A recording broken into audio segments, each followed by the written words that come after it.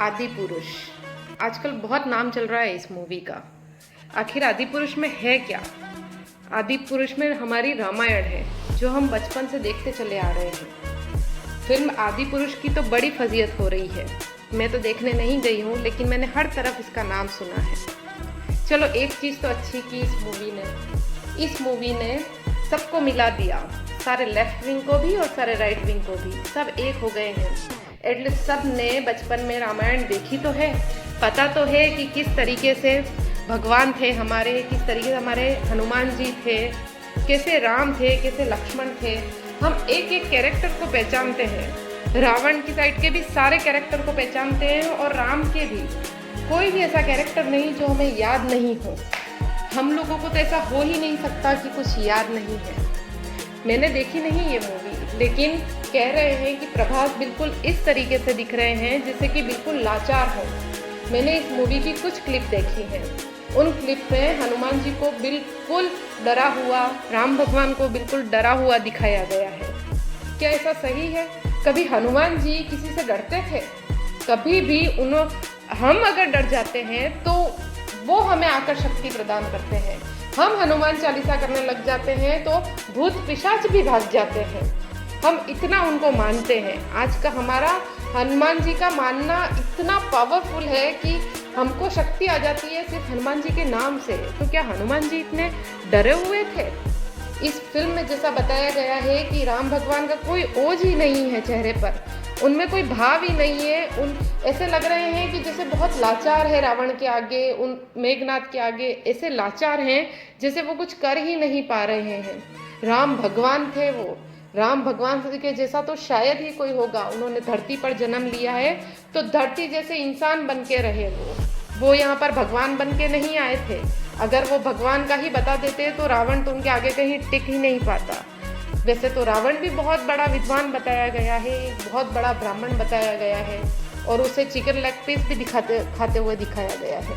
रावण था वो, ब्राह्मण था वो, विद्वान था सबसे बड़ा। उसके जीवन की गलतियाँ थी, उसको राम भगवान के हाथों ही मरना था। इसीलिए ही ये पूरी लीलाएं की गई हैं धरती पर। रामायण जैसा कोई भी महाकाव्य आज तक हुआ ही नहीं है वापस। तो देखना ये है कि क्या हनुमान जी को इतना डरा हुआ जो दिखाया है वो क्या सही है? हनुमान जी का एक छोटा सा वाक्य मैं आपके साथ में आज प्रस्तुत करना चाहती हूँ आपके सामने।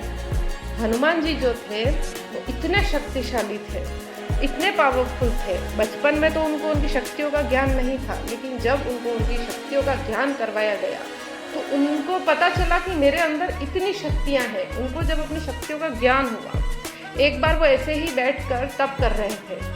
वहाँ पर बाली, जो कि बहुत अहंकारी था, बाली ने क्या आकर वहाँ पर शोर शराबा मचाना शुरू कर दिया।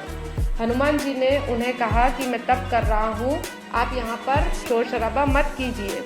वो बाली तो बहुत अहंकारी था, उसने कहा कि नहीं भाई, यहीं पर करूँगा सारे के सारी शोर शराबा और सब कुछ जो भी मुझे करना है। हनुमान जी ने उन्हें फिर विनम्रता से कहा कि यहाँ मत करो कुछ भी, यहाँ पर मैं तप कर रहा हूँ, मेरे श्री राम का स्मरण कर रहा हूँ, तुम मुझे परेशान मत करो। तो बाली ने अहंकार में यूं ही कह दिया कि क्या कर लेंगे तेरे राम, मेरा क्या बिगाड़ लेंगे। हनुमान जी कभी भी अपने राम के लिए, अपने श्री राम के लिए सुन ही नहीं सकते हैं। तो उन्होंने कहा कि राम पर बोलने की ज़रूरत नहीं है, मेरे प्रभु हैं वो, मैं उनका भक्त हूँ, मैं उनका स्मरण कर रहा हूँ, उन पर कुछ मत बोलो। बाली ने अहंकार से कह दिया कि तेरे राम मेरे सामने आ जाएं तो मुझसे लड़ भी नहीं पाएंगे। अब ये बात थी तो हनुमान जी को तो उनके ऊपर लेनी ही थी। उन्होंने कहा कि जहाँ तक तू मुझे कर रहा था वहाँ तक तो कोई बात नहीं, लेकिन अगर तू मेरे राम पर बोल रहा है तो युद्ध पहले तो तू मुझसे लड़ ले, उसके बाद राम भगवान के पास में जाना। उन्होंने कहा ठीक है, कल आ जाओ। हनुमान जी जाने लगे तो एकदम से ब्रह्मा जी उनके सामने प्रकट हो गए, और ब्रह्मा जी ने कहा कि आप मत जाइए उससे लड़ने। हनुमान जी ने कहा कि मेरे भगवान श्री राम के लिए वो बोले हैं, उसके सामने मुझे लड़ने जाना ही होगा। तो ब्रह्मा जी ने कहा कि ठीक है, फिर आप अपनी सारी की सारी शक्तियाँ यहाँ रख दीजिए और उस शक्ति का सिर्फ 10वां हिस्सा ही लेकर जाइए।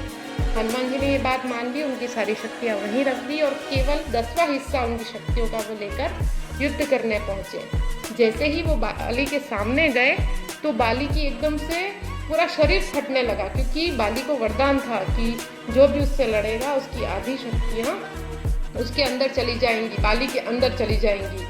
तो हनुमान जी की जो शक्तियाँ थी, जो 10वां हिस्सा था, 10वें हिस्से का भी आधा भाग जब बाली के अंदर गया तो बाली वो शक्तियाँ सहन ही नहीं कर पाया और बाली का शरीर एकदम से फटने लगा। तो वहाँ पर ब्रह्मा जी आए और ब्रह्मा जी ने कहा कि तुम थोड़े यहाँ से बहुत दूर चले जाओ, जितना दूर जा सकते हो। वो वहाँ से भाग गया, बहुत दूर गया। वहाँ पर जाकर उसने ब्रह्मा जी का स्मरण किया। ब्रह्मा जी वहाँ आए और उन्होंने पूछा कि आखिर ऐसा क्या हुआ कि मेरे साथ में, कि मैं उनसे लड़ ही नहीं पाया। तो उन्होंने कहा ये तो अभी हनुमान जी सिर्फ अपनी शक्तियों का 10वां हिस्सा ही लेकर आए थे। तुम सोचो अगर अपनी सारी शक्तियाँ तुम्हारे सामने लेकर वो खड़े होते हैं तो तुम्हारे तो छितड़े उड़ जाते। इतने शक्तिशाली हमारे हनुमान जी, और उनको इस मूवी में इस तरीके से दिखाया गया है जैसे कि वो कुछ है ही नहीं, वो डर रहे हैं, वो कंफ्यूज हैं, उनको कुछ पता ही नहीं है। और वो बोल भी किस भाषा में रहे हैं कि लंका तेरे बाप की। हनुमान जी जिन्होंने संस्कृत, हमेशा से संस्कृत चलती आई उस काल में, उस भाषा को अब बाप की, माँ की इस तरीके से बता देना क्या सही है? हमारे भगवान पर इस तरीके से कटाक्ष करना क्या सही है? हनुमान जी पे कटाक्ष करना सही है? हमारे भगवान राम पर कटाक्ष करना सही है? ये धीरे धीरे आज के बच्चे, हमने तो देखी है, लेकिन आज के बच्चे जब ये देखने जाएं और ये सब चीज़ें देखकर प्रभावित होकर आएँ और हमारे बच्चे इस तरीके से बोलें कि क्या हो गया, हनुमान जी भी तो ऐसे ही बोल रहे थे, राम भगवान भी तो ऐसे ही बोल रहे थे, क्या ये सही है? राम भगवान को इस तरीके से डरा हुआ, कंफ्यूज या फिर इस तरीके से लाचार दिखाना सही है? राम भगवान कभी लाचार हो सकते हैं किसी के भी सामने? उन्होंने धरती पर जन्म लिया, इसका मतलब ये नहीं है कि उनमें कुछ है ही नहीं। एक जाकर हम पुरानी रामायण देखते हैं, एक आकर हम ये नई वाली रामायण देख रहे हैं। क्या ज़रूरत क्या थी इस तरीके से इसको बदल देने की, इस तरीके से इसको बना देने की? अगर आपने कैरेक्टर में चेंज किया था तो फिर पूरी मूवी ही अलग बना देते। मनोज मुंतशिर शुक्ला शायद ब्राह्मणी होंगे या किसी भी हो जाति के, लेकिन फिर भी उन्हें इस तरीके से इसको मोड़ कर तोड़ कर बताने की ज़रूरत नहीं है। उन्हें ऐसी मूवी बनानी चाहिए थी, ओम राउत को ऐसी मूवी बनानी चाहिए थी जिससे कि बच्चे प्रभावित होते और हमारे धर्म के बारे में ज़्यादा जानते कि हनुमान जी कितने पावरफुल थे, जानते कि राम भगवान कितने पावरफुल थे, लक्ष्मण भगवान कितने पावरफुल थे। इनकी शक्तियों के आगे तो किसी का टिकना ही मुश्किल था। अगर बताना ही था तो ये भी बताते कि रावण जो कि एक असुर था लेकिन फिर भी कितना बड़ा विद्वान था, ये दिखाते। क्या दिखाया गया है इस मूवी में? क्यों हमारे धर्म के साथ में इतनी छेड़छाड़ की गई है? क्यों हमारे भगवान को इतना नीचा दिखाया गया है? अगर आपको भी ऐसा ही कुछ लग रहा है तो अपने विचार यहाँ ज़रूर बताइएगा मुझे।